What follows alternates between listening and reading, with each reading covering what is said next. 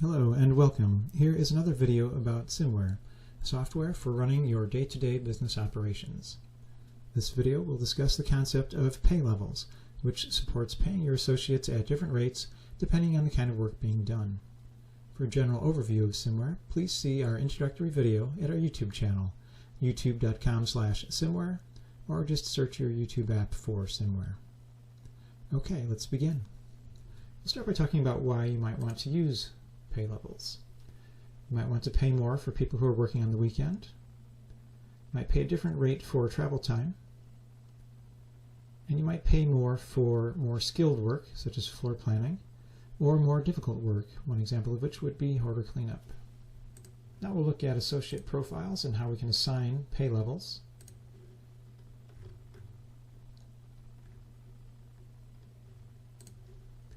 This associate has one pay level assigned so far, called team member. We have three others that we could also add: team member on weekend, team lead, and team lead on weekend. These are defined in the system. You may have more than three others. You may have fewer.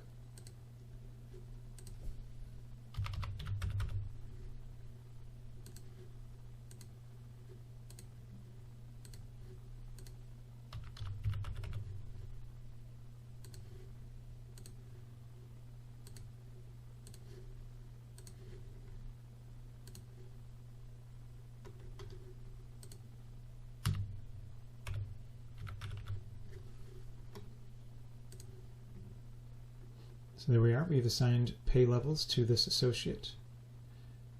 Now let's take a look in the system where these pay levels are defined. We'll go to the settings editor, down to section 7 for pay levels. And you can see that the labels are assigned here. And again, they can be whatever you want. You may or may not have references to team member, team lead. You may have travel time, for instance. Pay levels are used by jobs. There are two basic approaches. When you start a new job and you're thinking about how you're going to pay your associates, you have the choice of either paying them according to job codes or according to their associate profiles more directly, using some rules that we'll discuss shortly. We're going to start by talking about what it's like to use job codes.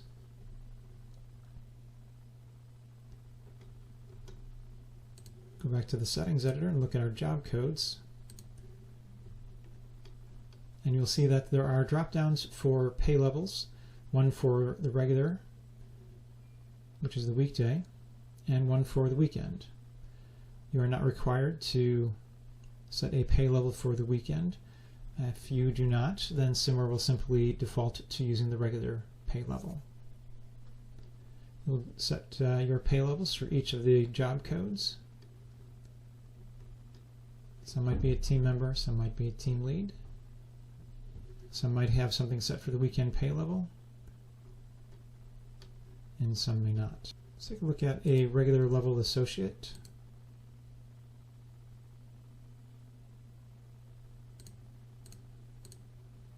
And what it's like to enter hours.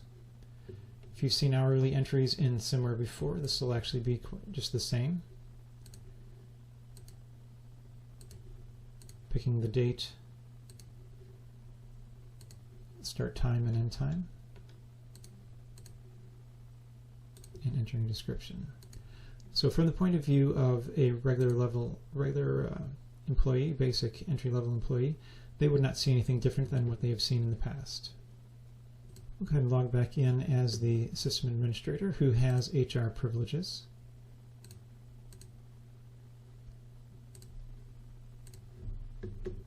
Let's take a look at what it's like to edit an entry.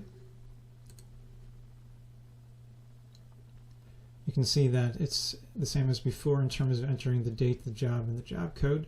However, there is an additional field here that you can unhide under the $. Since I have HR privilege role, I can actually override the hourly rate here. And this can be useful when you've given somebody a raise and perhaps they have made an entry that wound up at the new rate even though it was for a week ago and you need to adjust it. The ability to modify the rate on a case-by-case basis will let you handle any exceptions to your typical set of rules.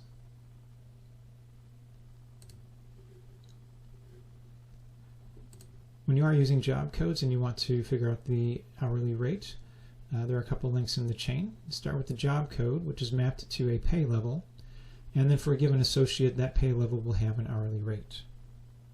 Now let's look at what it's like to work with pay levels when the job does not use job codes for pay. Coming back to a entry-level employee,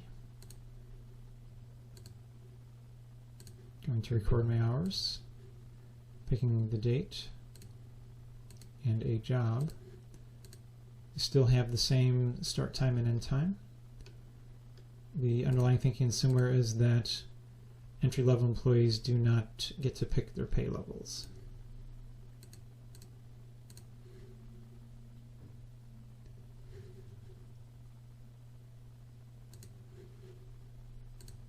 Let's take a look at this from the point of view of a team lead. Entering hours. Go ahead and pick a job and the date. And in this case, a team lead is a higher level person within your organization, and they can pick the pay levels for their team members if they're managing an entry for them.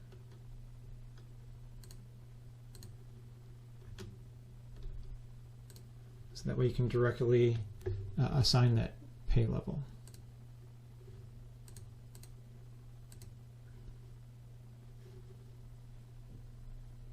Lastly, we'll come back in as the system administrator.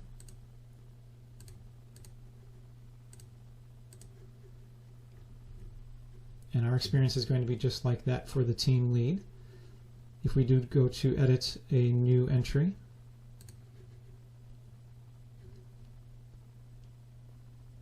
once again, we'll see that we have the ability, since we have HR role privileges, to directly override the hourly rate for that entry.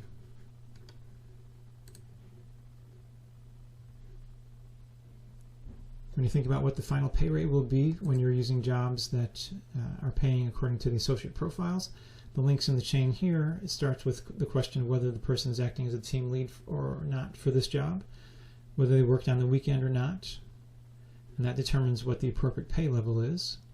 And then if that associate has that pay level assigned to them, that will provide the hourly rate. Again, it's worth noting in SMMware that if you have not assigned a given pay level to an associate, that SMMware will fall back on their default rate, which you can make use of by having somebody assigned to, say, a job code where it calls for a higher pay level for some circumstances, but for other team members, they may be falling back on their regular default level if you don't pay them more in that case. In the past, when you've created jobs, you would probably not have paid attention to the associate pay model. But now that we have the multiple pay levels, you may very well find that you need to use the per job code. So that is something that you'll want to give some thought to. One of the advantages of using the pay levels is that middle-level people like team leads can get involved in the process of determining hourly entries but not know the hourly rates for the associates. They can just verify that the work was done on a weekend or it was a certain type of work and that a certain pay level is appropriate, but again, they don't get to know what the actual final hourly rate is. When we look at the payroll report, if you are not using the hours and expense mileage approval, there is now going to be an edit button. If you are, then that edit button is going to be under the hours and expense approval screen, as seen here. So for instance, if we had a few entries here that we wanted to edit, we can simply click on the edit button, make our changes, and when we're done, coming back to the tab with the report, we can just refilter it to catch those new changes. Going back to our payroll report, now that we have the pay levels in place, it is convenient to provide a pay level summary, and if more than one pay level had been used across the pay period, you will see the total number of hours and the rates, and SMMware will also note if any of the hours were at a different pay rate, in the case where you have overridden the pay rate.